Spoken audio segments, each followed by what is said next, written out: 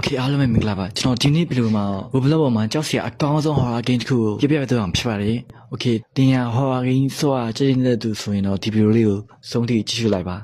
Okay ဒီ game လေးရဲ့ဇာတ်လမ်းရှင်းအောင်တင်ရ military base တစ်ခုမှာနှုတ်ထလာတယ်တင်နှုတ်ထလာတော့လေတင်ရအပေါ်မှာစစ်သားအလောင်းတစ်ခုကပြီးနေရပေါ့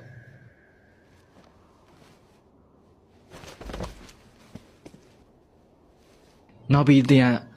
walkie talkie တုံးကြည့်ရောလေ connection ကလွတ်နေတယ်ဘယ်နေရာကြည့်ကြည့်လဲစစ်သားအလောင်းတွေပဲတွေ့ရတယ်အဲ့ဒီအချိန်မှာတင်ရရှောက်သွားရင်နဲ့လူတယောက်ကိုတွေ့ခဲ့တယ်အဲ့ဒီအချိန်မှာပဲတင်ရဘာလို့လူတိုင်းအသေးနေရလဲလို့အဲ့လူကိုမေးခဲ့တယ်သူကတင်ကိုအဲ့လူကိုဘသူတတ်သွားရင်းနဲ့တင်ဘာလို့လုံးဝမလဲဆိုတာပါပြောပြီးတော့တင်ရောမြေပုံတစ်ခုပေးတယ်ပေါ့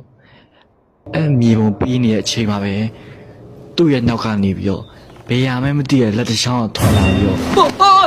တစိမ့်လို့ဆွဲသွားတယ်